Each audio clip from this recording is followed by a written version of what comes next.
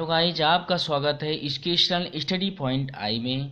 मैं सुरेश कुमार आधुनिक भारत का इतिहास की ब्रिटिश का भारत में आगमन भाग 4 लेकर आया हूं, जिसमें आपको मुख्यतः बक्सर का युद्ध 1764 ईस्वी में उसका वर्णन आपको हम कराएंगे, जिसको आप फैक्ट टू फैक्ट सारी बातें समझाएंगे एक कहानी के माध्यम से, ताकि आप अपने ज्ञान को और आत्मसात कर सकें, ताकि कभी भी आपको ये बक्सर का युद्ध या कोई भी जूझ ना भूले।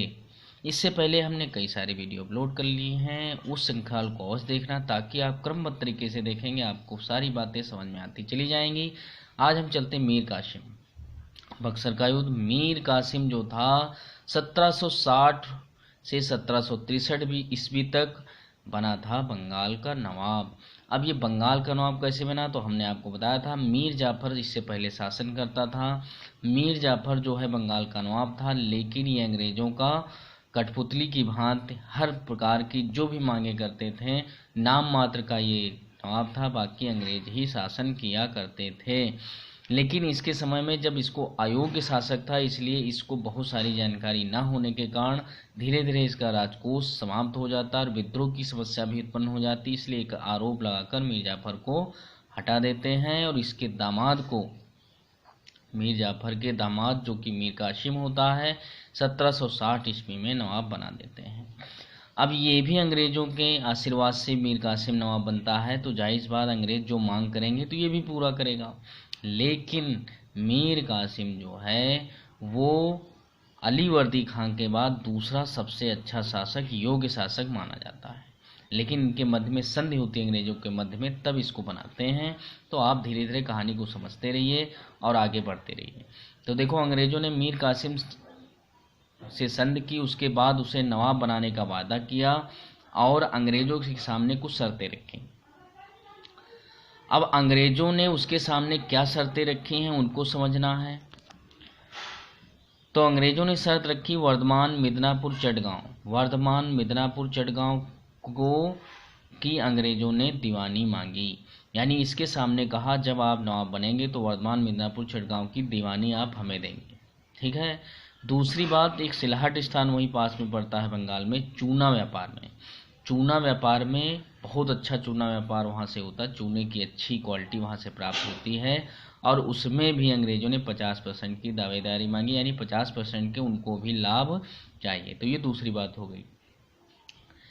मैनस्टार्ट गवर्नर को 50 पाउंड, 50,000 पाउंड, हालवेल को 27,000 पाउंड तथा अन्य लोगों को भी धन दिया उसने, लगभग 15,000 पाउंड।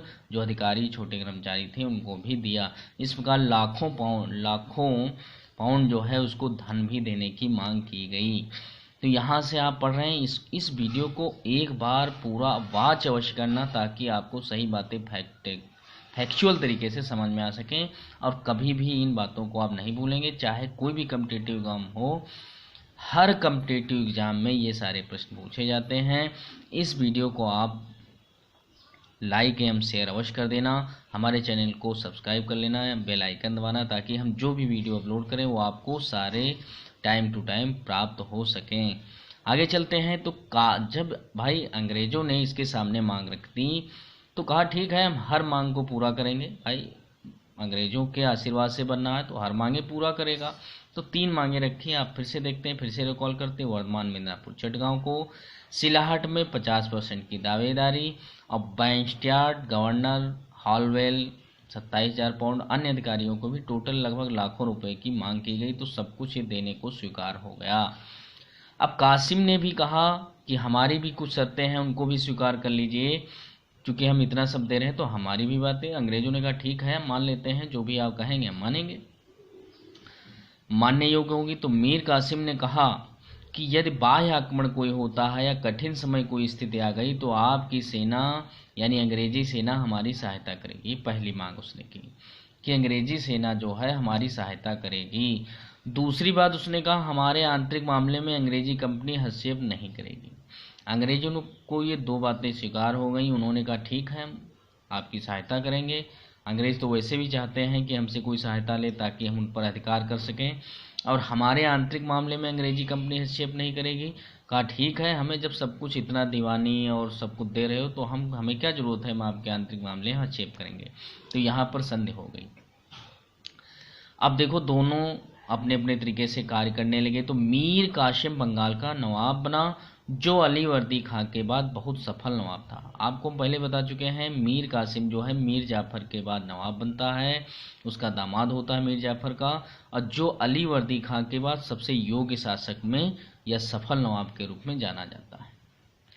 अब हालांकि इससे पहले सिराजुद्दौला भी अच्छा शासक था, अच्छा नवाब था, लेकिन उसका शासन बहुत दिनों तक नहीं रह सका, इसलिए क्या हुआ, वो नहीं माना जा सकता है कि अच्छा शासकों में रहा।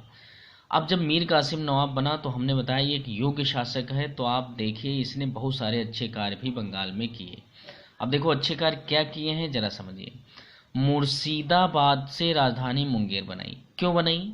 क्योंकि समझता था अंग्रेजों को कितना भी समझाया जाए लेकिन वो अपनी आदत से नहीं बाज आएंगे, इसलिए सोचा कि कलकत्ता के पास में है मुर्शिदाबाद, इसलिए राजधानी दूर कर दी और मुंगेर को बना लिया, यानी अपनी मुर्शिदाबाद से राजधानी मुंगेर को बनाया। इसने पहला काम ये किया।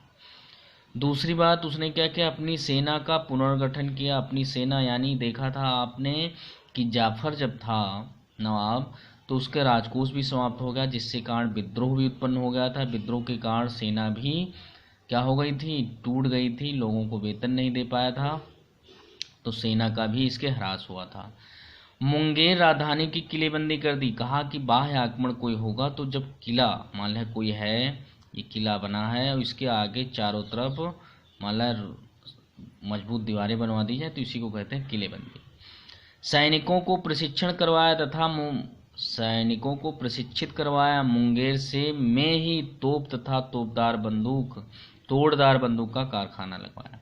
यानी इसने क्या किया, तोप बनवाया और तोड़दार बंदूकों का कारखाना भी लगवाया। क्यों कारखाना लगवाया? ताकि आज के आधुनिक लड़ाइयों में देखा जाए भाला तलवार इतना सहयोगी नहीं होती जितनी तोप और बंदूकें होती। इसलिए ये सोच रहा था कि हम किसी भी तरह अच्छा शासन करना चाहता था, इसलिए तोप और बंदूकों का भी निर्माण इसने शुरू कर दिया। अपने अधिकारियों को हिदायत दी थी कि फिजूल खर्च बंद करके उसे कर के रूप में खिजरी जमा के रूप में जमा करेंगे। मतलब अधिकारियों से ये भी अपील उसने की कि ऐसा है आप लोग अपना फिजूल खर्च बंद करो और खिजरी में जमा करो, खिजरी जमा करो, जिससे इसका हम उपयोग राष्ट्र के शासन में, साम्राज्य के सुदृढ़ में लगा सकें। छठी बात, एक अनुभवी राजनीतिज्ञ, सबसे बड़ी बात देखो क्या की, जर्मन वाल्टर रीड हार्ट, जिसे हम समरू या सोमरू के नाम से जानते हैं, को नियुक्त किया। ये जर्मन का व्यक्ति था, बहुत अनुभवी व्यक्ति था और अनुभवी व्यक्ति होने के कारण बहुत ही कूटनीति था। जब जिसके पास पक्ष में ये होता था वो एक प्रबल शासक के रूप में होता था। तो बिहार के सूबेदार, अब देखो ये जो मीर कासिम है वो शासन अच्छी तरीके से करने लगा और शासन करते समय क्योंकि हमने आपको बताया था कि बंगाल में बिहार बंगाल उड़ीसा आता था, लेकिन उड़ीसा को मराठों ने अली वर्दी खां के समय में छीन लिया था, अपने अधिकार कर लिया था। तो अब बात करते हैं क्या होता है बिहार। तो बिहार में घटना घटती है, बिहार के एक सूबेदार होते राम नारायण ने विद्रोह किया, जिससे अंग्रेजों का संरक्षण प्राप्त था। अब अंग्रेजों का संरक्षण प्राप्त होने के कारण ही राम नारायण ने क्या किया, विद्रोह कर दिया। अब इस राम नारायण को मीर कासिम ने हत्या करवा दी। तो इससे कुछ और है, राम नारायण जब विद्रोह करता है, अंग्रेजों का इसे संरक्षण प्राप्त है, इसीलिए तो भाई विद्रोह किया, और अंग्रेज भी चाहते थे विद्रोह करो। क्यों विद्रोह करें? क्योंकि वो अंग्रेज जानते थे कि मीर कासिम बहुत अच्छा शासक है, इसने बहुत सारे सुदृढ़ अपनी सेना भी बनवा ली है, तोप और तोड़दार बंदूकें भी बनवा रहा है, इसने एक बहुत अनुभवी व्यक्ति जर्मन व्यक्ति को भी नियुक्त कर दिया है, सेना का भी पुनर्गठन, राजधानी हमसे दूर कर दी है, उसके भी किलेबंदी कर रहा है, यानी बहुत अच्छा ये शासन करने लगा। जब शासन करने लगा तो ये सोचने लगे कि हमें नुकसान पहुंचा सकता है, इस प्रकार उसने रामनारायण के द्वारा विद्रोह करवा दिया। जब विद्रोह करवा दिया तो रामनारायण का संरक्षण प्राप्त था, किसको? अंग्रेजों का। तो अब इसने कहा, कासिम ने इसे क्या माना, कासिम ने हत्या क्यों की? क्योंकि रामनारायण की हत्या के बाद जो है पटना पर अंग्रेजों ने अधिकार कर लिया। अब अधिकार किया तो यहाँ से अंग्रेजों ने क्या किया, रामनारायण को अपने अधीन कर लिया। कासिम ने इसे समझा कि आपने ये उल्लंघन किया है, भाई उल्लंघन किया, इसलिए उसने क्या किया कि कासिम को हमें सौंप दीजिए, इसको रामनारायण को हमें सौंप दीजिए। अंग्रेजों ने इसे सौंप दिया और कासिम ने इसकी हत्या करवा दी। अब क्या हुआ, अब अंग्रेज यहाँ के जो कुछ थे, तो जो मुख्य अंग्रेज अधिकारी थे उनके पास सूचना भेजते हैं कि पटना का क्षेत्र, यानी बंगाल तो पटना, बिहार तो पटना में आता है, जो बिहार की राजधानी आज पटना कही जाती, तो वहाँ उन्होंने कहा कि पटना यानी बिहार का क्षेत्र खाली हो गया है, आप इस पर अधिकार कर लीजिए। इस प्रकार रामनारायण की हत्या के बाद पटना पर अंग्रेजों यानी अंग्रेज अधिकारी एलिस ने अधिकार कर लिया, और एलिस के साथ कुछ सैनिक भी थे उसके। जब अधिकार कर लिया तो मीर कासिम को जब ये सूचना पता चली कि पटना पर अधिकार कर लिया है, इसे संधि का उल्लंघन वो समझता है। क्यों उल्लंघन समझता है, कहा था कि हमारे आंतरिक मामले में आप हस्तक्षेप नहीं करेंगे। अब ये उसका आंतरिक मामला था भाई, उसने पटना में रामनारायण की हत्या कर दी, अपने अधीन कर लिया, लेकिन अंग्रेजों ने इसे खाली देखकर अपने अधीन कर लिया। मीर कासिम इसे संधि का उल्लंघन समझता है और एलिस तथा अन्य सैनिक जो होते हैं उनको कैद कर लेता है। भाई इनको कैद कर लिया, सबको गिरफ्तार कर लिया, और लगभग 148 लोग होते हैं, इन सबको बंद करवा देता है। और जब बंद कर देता है तो 1763 ईस्वी में ही क्या किया इसने, दूसरा काम क्या कर दिया, 1763 ईस्वी में अंग्रेजों के दस्तक को भी रद्द कर देता। क्यों रद्द कर देता है, क्योंकि अंग्रेज दस्तक को प्रयोग नहीं करते थे, इसका दुरुपयोग करते थे। आप याद करो पीछे की बात कि अंग्रेजों को 1717 ईस्वी में मुगल सम्राट फर्रुखसियर ने दस्तक प्रदान किया था 3000 रुपये में कि बंगाल, बिहार, उड़ीसा में आप कर मुक्त व्यापार कर सकते हैं।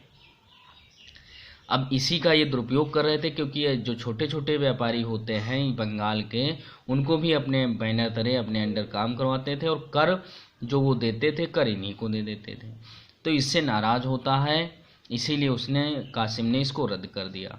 अब इधर अंग्रेज भी नाराज हो जाते हैं। क्यों, एक तो पटना में सैनिकों को कैद कर लिया, दूसरा दस्तक भी रद्द कर दिया, अंग्रेज भी हैरान परेशान। पटना की घटना के कारण अंग्रेजों के दस्तक रद्द करने के कारण अंग्रेज नाराज हो गए, जिससे अंग्रेजों ने जुलाई 1763 ईस्वी में कासिम को हटाकर मीर जाफर को पुनः नवाब घोषित कर दिया। अब अंग्रेजों ने क्या किया, जुलाई 1763 में कासिम को हटाकर और मीर जाफर को नवाब घोषित कर दिया, मतलब नियुक्ति कर दी, उन्होंने घोषणा कर दी, लेकिन वहाँ तो कासिम था। अब कासिम जब है तो कासिम को हटाकर ही तो जाफर को बिठाया जा सकता। अब कासिम एक प्रबल बन चुका था, तो इन्होंने चाल चली। मीर कासिम तथा अंग्रेजों के बीच कई युद्ध हुए, जिनमें उदय नाला का युद्ध 1763 ईस्वी में हुआ, जिसमें कासिम हारता है, बल्कि कासिम सारे युद्ध हारता है और भागकर पटना पहुंचा, और उसने सभी 148 कैदी जो कैद थे की हत्या करवा दी और भागकर अवध के नवाब सिराजुद्दौला के वहां पहुंचा।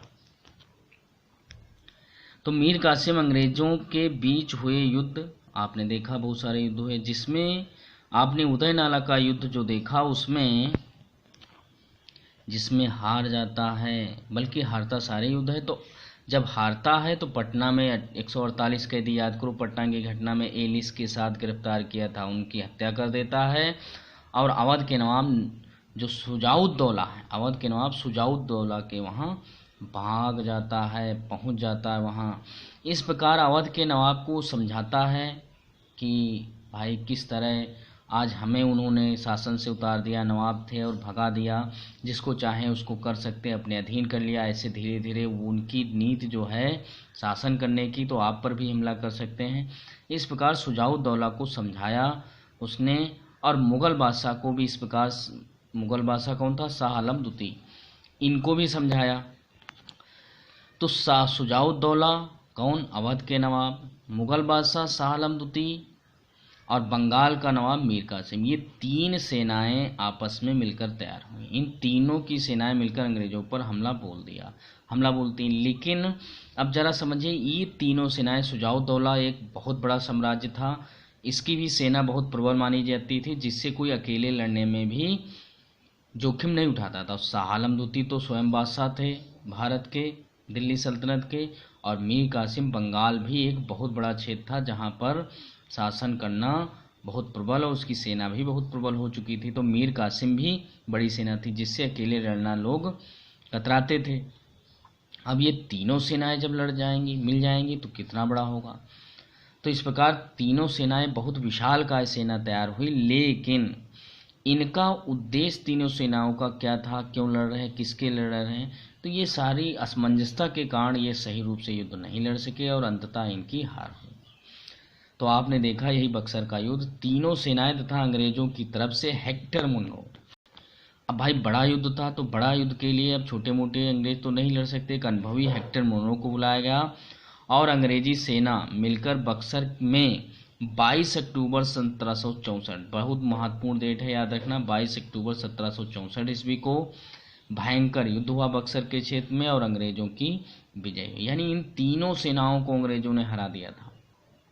पहले प्लासी का युद्ध और उसके बाद जब ये बक्सर का युद्ध जीतते हैं तो महत्वपूर्ण युद्ध होता है बक्सर का। और बक्सर के युद्ध के बाद अंग्रेजों की बिल्कुल नींव क्लियर हो जाती, क्योंकि अब पूरे भारत में कोई भी इनसे सामना करने वाला नहीं था। क्योंकि मुग़ल बादशाह जो पूरे भारत के बादशाह ये भी हार चुके हैं, शुजाउद्दौला अवध के नवाब जो बहुत बड़ी सल्तनत रखते हैं ये भी हार चुके हैं और मीर कासिम तो हार ही चुका, और बल्कि तीनों सेनाएं मिलकर हारती हैं, तो एक बहुत बड़ी विजय है। अब इतना सब कुछ मिल गया है अंग्रेजों को, सारे कोई कुछ रोकने वाला भारत में नहीं है। आए थे व्यापार करने, अब शासन के भी रास्ते खुल गए हैं, बहुत खुश हैं। लेकिन इस जब कहा जाता है कि किसी को 5 रुपये नहीं मिलते लेकिन 5 करोड़ मिल जाए तो उसको कितनी खुशी मिल जाएगी, वो खुशी इनको मिल रही थी। कहा ये संभाल नहीं पाएंगे और वहाँ से लॉर्ड क्लाइव को फिर से बुलाएगा 1765 ईस्वी में ताकि ये सब संभाल सके। तो बक्सर के युद्ध में मीर कासिम भाग गया और 1770 में अंततः उसकी मृत्यु हो गई थी। अब आगे चलते तो अवध के नवाब और शाह आलम द्वितीय इनको गिरफ्तार कर लिया गया। इनके मध्य में इलाहाबाद में एक संधि होती जिसे 1765 ईस्वी में इलाहाबाद की संधि, याद रखना, इलाहाबाद की संधि कब हुई, 1765 में। तो इसमें शाह आलम की सबसे पहले होती है 12 अगस्त को और उसके बाद 16 अगस्त को होती है 1765 ईस्वी में ही, किसके साथ, शुजाउद्दौला, उसके अवध के नवाब शुजाउद्दौला के साथ। आइए चलते हैं। तो हमने आपको बताया था इलाहाबाद की प्रथम संधि यानी सबसे पहली संधि जो 12 अगस्त 1765 ईस्वी में मुगल सम्राट कौन थे, शाह आलम द्वितीय तथा अंग्रेजों के मध्य हुई, जिसमें 3 लोगों ने हस्ताक्षर किए। अब 3 लोगों ने हस्ताक्षर कौन की, यहाँ पर थोड़ी बात समझ लीजिए। तो भैया आप जानते हैं कि मीर कासिम की जगह पर मीर जाफर को नवाबी नियुक्त कर दिया था और मीर जाफर जो होता है उसकी फरवरी में मृत्यु हो जाती है और जब मृत्यु हो जाती है तो उसका छोटा सा एक अल्पवयस्क बालक होता है, उसको नवाब अंग्रेज घोषित कर देते जिसका नाम है नजमुद्दौला। तो मीर जाफर का पुत्र 1765 ईस्वी में उसकी मृत्यु होती, 1765 ईस्वी में ही नजमुद्दौला, 1765 में किसकी मृत्यु होती, मीर जाफर की। और मीर जाफर को पुत्र जो होता नजमुद्दौला उसको नवाब घोषित कर देते हैं। तो ये नजमुद्दौला क्या है, नवाब है। तो शाह आलम द्वितीय, बंगाल के नवाब नजमुद्दौला तथा क्लाइव, 3 लोगों के मध्य संधि होती है। 3 लोगों ने इस पर हस्ताक्षर किए थे। संधि होती है किसके साथ, शाह आलम द्वितीय और क्लाइव के साथ। तो इसमें क्या बातें कही गई जरा समझो। नंबर 1, शाह आलम द्वितीय को बंगाल, बिहार, उड़ीसा की दीवानी अंग्रेजों को सौंपनी होगी।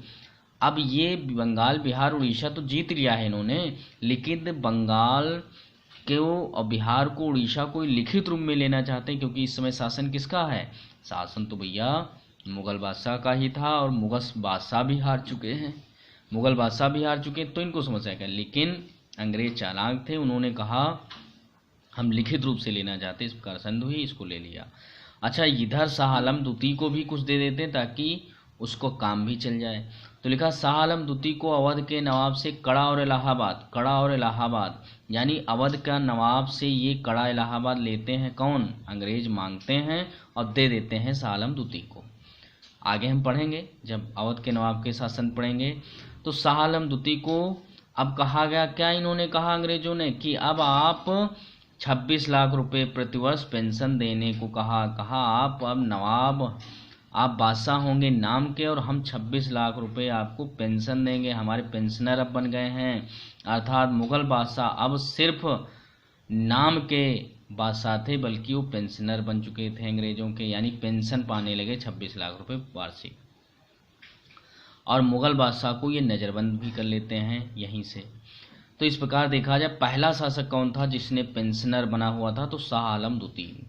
हालांकि इससे पहले वाली जो शासक थे कमज़ोर थे, लेकिन कम से कम वो भारत के बादशाह तो कहलाए, और बादशाह कहलाते तो अपनी मनमर्जी से शासन करते थे, लेकिन ये अब पेंशनर बन गया, शासन करेंगे अंग्रेज। तो ठीक है, इसी को लगभग हम कहते हैं दोहरा शासन। इसी को, ये जिसमें दो लोग होते, बादशाह ये हैं, शासन कोई और करे या थोड़ी बहुत शक्ति उनके पास भी है, तो ये कहलाता है दोहरा शासन। अब आगे चलो, इलाहाबाद की संधि, दूसरी संधि कैसे हुई? 16 अगस्त को हमने बताया था 1765 ईस्वी में हुई। किसके? अवध के नवाब सिराजुद्दौला और क्लाइव के बीच। क्लाइव के बीच संधि होती, तो इसके मध्य क्या बातें रखी गई? नंबर 1, अवध को कड़ा और इलाहाबाद को मुगल बादशाह को सौंपना होगा। अवध से कहा गया कि जो कड़ा और इलाहाबाद, इससे पहले हमने बात की थी कि उनसे अंग्रेजों ने शाह आलम से बिहार, उड़ीसा और बंगाल की दीवानी मांग ली, और बदले में क्या? कड़ा इलाहाबाद दे दिया था। तो कड़ा इलाहाबाद था कहाँ? अवध के नवाब के अंडर में। इससे लेते हैं और मुगल बादशाह को सौंप देते हैं। कंपनी को 50 लाख रुपए युद्ध हर्जाना राशि देना होगा, यानी कंपनी, जो कंपनी है उसने युद्ध किया था आपके कारण, उसको आप 50 लाख रुपए हर्जाना भरिए, ये कहा गया अवध। कौन? अवध के नवाब सिराजुद्दौला से। चुनार का दुर्ग अब अंग्रेजी कंपनी के अधीन होगा। उत्तर भारत में, उत्तर पूर्व में चुनार का दुर्ग है, इसको अंग्रेजों ने कहा हम अधीन करें, यहाँ से हम व्यापार या शासन करेंगे, आपका इसमें कोई भी अधिकार नहीं रहेगा। अवध प्रांत में अंग्रेज का कर मुक्त व्यापार, और अवध प्रांत में अब हम कर मुक्त व्यापार करेंगे, इसमें आपका कोई हस्तक्षेप नहीं होगा। इस प्रकार देखा जाए अवध के नवाब पर अधिक उन्होंने सौंप दिया, दंड दे दिया। क्यों? क्योंकि कहा कि अब ये शासन कभी भी हम बहुत ना उड़ सके और लोगों की सहायता भी ना करे। अंग्रेज इस डर से इस पर बहुत ज़्यादा दंड देते हैं। इस प्रकार इलाहाबाद की संधि ने अंग्रेजों के लिए व्यापार तथा शासन अर्थात राजनीतिक द्वार भी खोल दिए थे। दिल्ली पर भी एक प्रकार से देखा जाए इनका अधिकार हो गया। अब मुगल बादशाह शाह आलम द्वितीय को नज़रबंद कर लेते हैं। 1765 से 1772 ईस्वी तक नज़रबंद रहता है, और इनको फिर नज़रबंद से छुड़वाता कौन है? मराठा पेशवा माधवराव जब होता है मराठा पेशवा, तब इसको आज़ाद करवाते हैं। ठीक है मोहजी। और आगे चलते हैं, बंगाल का नवाब 1763 से 1765 तक मीर जाफर रहा, ये हमने आपको बताया था। दोबारा पुनः ये बनता है और इसकी फरवरी में मृत्यु हो जाती है। इसकी मृत्यु के बाद फरवरी 1765 ईस्वी में इसका अल्पवयस्क बालक जिसका नाम होता नजमुद्दौला नवाब बना, और बंगाल में द्वैत शासन व्यवस्था लागू हुई। द्वैत शासन क्या था? दोहरी व्यवस्था, यानी एक बार शासन अंग्रेज कर। द्वैत शासन में क्या होता था? एक तरफ शासन अंग्रेज करते थे, क्योंकि उनको जैसे दीवानी, वित्त संबंधी जो भी थी व्यवस्थाएं, वो सब अपने अंडर में लिए थे। और जो निजामत था, निजामत का मतलब होता है कि वहाँ के शासन व्यवस्था या न्याय प्रणाली और जो या जनता का कुछ भला करना, वो सारे काम जो है जो नवाब के अंडर में थे या मुगल बादशाह के अंडर में थे। बाकी सारे कार्य जो थे अंग्रेज वित्त संबंधी अपना स्वयं देखते थे। इस प्रकार देखा जाए ये द्वैत शासन लागू हो गया। तो इसलिए इतना आपने वीडियो देखा, आपको हम धन्यवाद करते हैं कि वॉच किया, और इसको एक बार फिर वॉच कर लेना, शेयर एवं लाइक हमारे वीडियो को अवश्य कर देना, हमारे चैनल को बढ़ाने में सहयोग करिए। यह सब्सक्राइब नहीं किया तो पुनः हम कहते हैं सब्सक्राइब कर लीजिए, ताकि आप हमारे वीडियो को फिर से प्राप्त कर सकें जो हम भेजेंगे। तो आप इस ना देखें तो क्रम वाइज आप पढ़ते जाइए। इसके आगे हम आगे की श्रृंखला लेकर आएंगे आधुनिक भारत में। इतना देखने के लिए धन्यवाद।